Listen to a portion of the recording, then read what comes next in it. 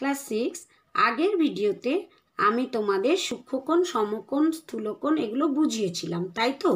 এবার কোষে দেখি 1.5-এ দেখো এখানে ছকের মধ্যে 12 ডিগ্রি, 22.5 ডিগ্রি, 180 ডিগ্রি এবং 179 ডিগ্রি এরকম বিভিন্ন কোণের মাপ দেওয়া আছে। তোমাদেরকে এখানে বেছে কোন কোণটা ঘরে কোন সংখ্যাটি বসবে এটা লিখতে হবে, ঠিক আছে?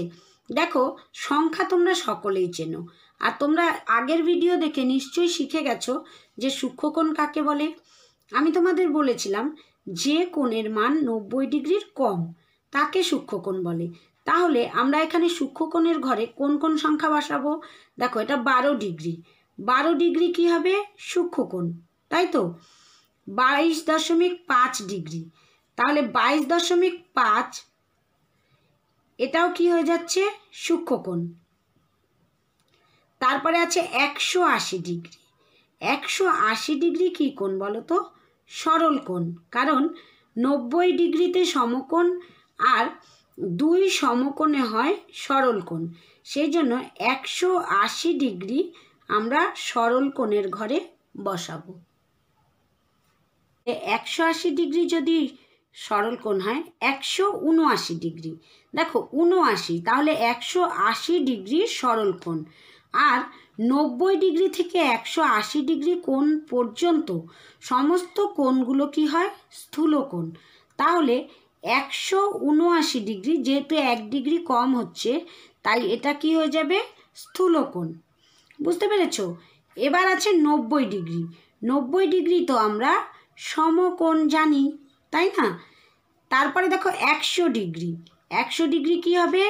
স্থূলকোণের ঘরে বসাবো আমরা 100 ডিগ্রি। তারপরে আছে 39 ডিগ্রি, 39 ডিগ্রি কি 90 হচ্ছে কম, তাহলে এটা হয়ে যাবে সূক্ষ্মকোণ।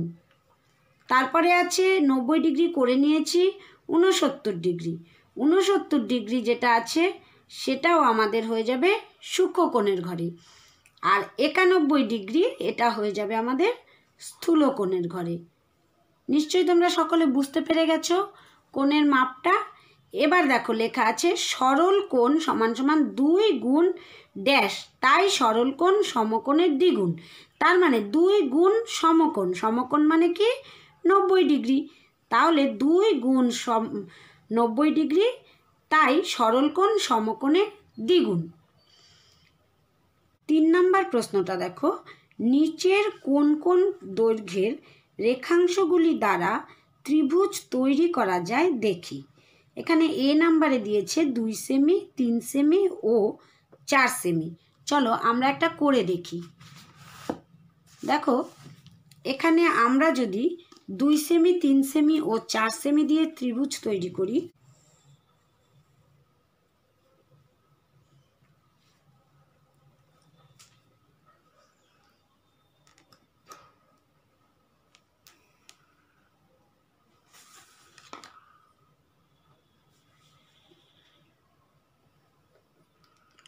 দেখো এখানে আমি 4 সেমি, এই দিকে ধার দিয়ে দিয়েছি 2 সেমি, দেখো এটা 4 সেমি, এখানে 3 সেমি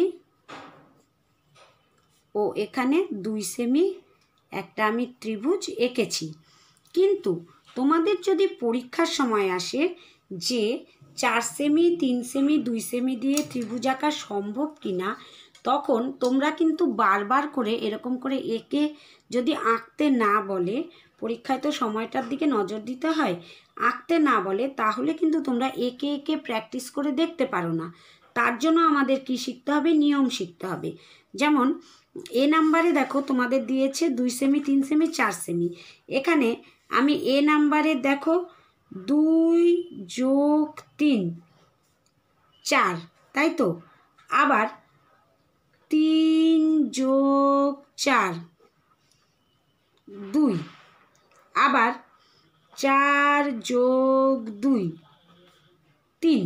এখানে দেখো আমরা প্রতি ক্ষেত্রেই যোগ করে দেখলাম যে এই যে আমাদের চিহ্নিত দিয়েছে 2 আর 3 যোগ করলে, মানে দুটো বাহু যোগ করলে একটি বাহুর তুলনায় বড় হচ্ছে, ঠিক আছে, মানে যে কোনো দিকেই যদি আমরা মাপি, এখানে দেখো 2 সেমি আর 3 সেমি যোগ করলাম, 4 সেমির তুলনায় বড় হচ্ছে।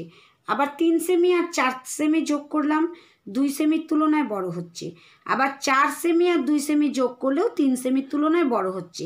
ওভারঅল আমরা কি বুঝতে পারলাম, যে যদি কোনো ত্রিভুজের মাপ দেওয়া থাকে এবং সেখানে যে কোনো দুটি বাহু মেপে অপর বাহু থেকে বড় হয়, মানে দুটি বাহুর মান অপর বাহুর থেকে বড়, তাহলে আমরা বুঝবো সেই মাপটি দিয়ে আমরা ত্রিভুজ তৈরি করতে পারবো। এখানে তোমরা দেখতেই পাচ্ছ যে ত্রিভুজ তৈরি করা সম্ভব, তাই না? তাহলে ত্রিভুজ তৈরি করা সম্ভব হলো। এবার পরে দেখো তোমাদের বইয়ে আরো কি কি মাপ দিয়েছে। এখানে মাপ দিয়েছে বি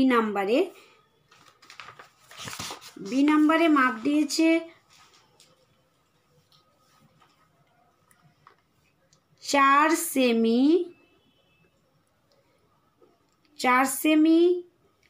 3 সেমি ও 7 সেমি, তাই তো? এখানে বি নাম্বারে যদি 4 সেমি, 3 সেমি ও 7 সেমি মাপ দিয়ে থাকে, তাহলে দেখো 4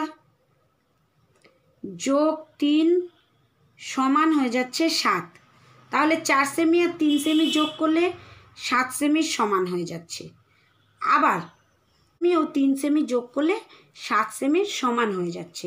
সুতরাং এটি ত্রিভুজ তৈরি করা সম্ভব হবে না, কারণ আমরা কিন্তু বারবার করে সবগুলো ড্র করতে পারবো না, সময় পাবো না আমরা পরীক্ষার হলে, তাই না?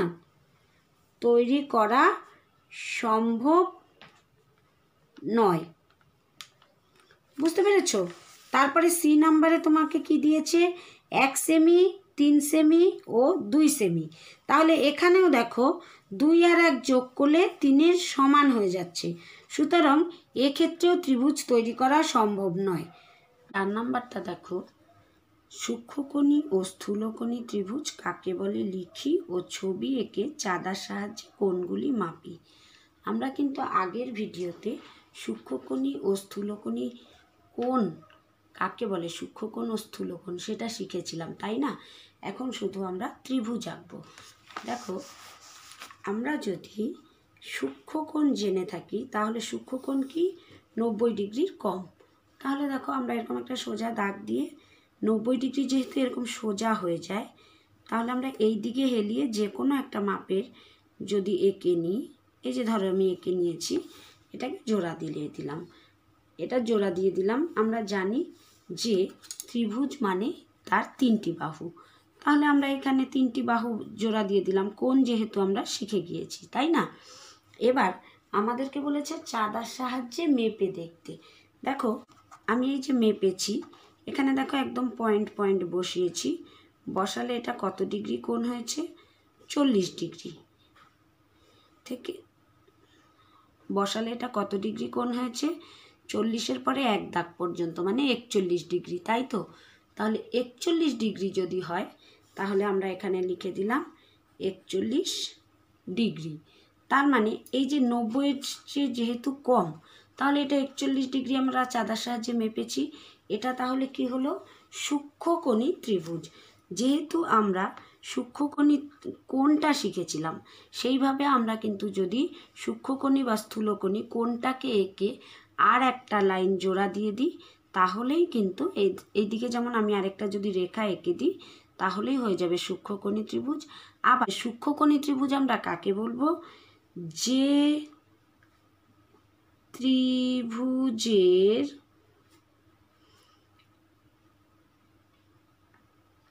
কোণের মান একটি কোণের মান 90 ডিগ্রি এর কম, তাকে সূক্ষ্মকোণী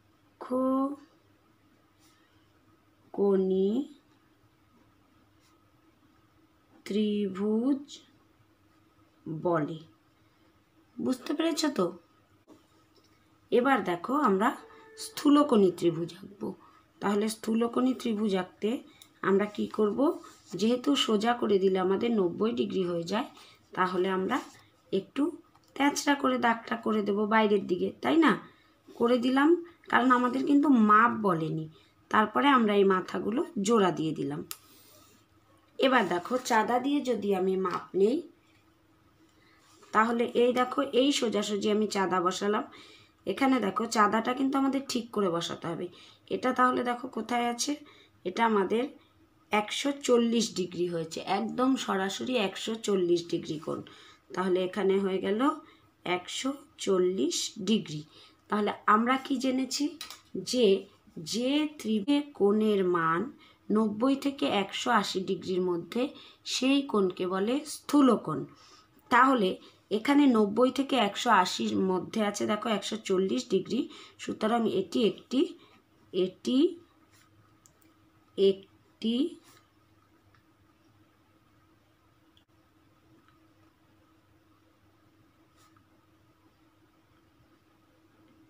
স্থূলকোণী ত্রিভুজ।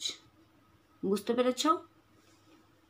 নাম্বার প্রশ্নে বলেছে পাশের বর্গক্ষেত্রাকার চিত্রের পরিসীমা মাপি।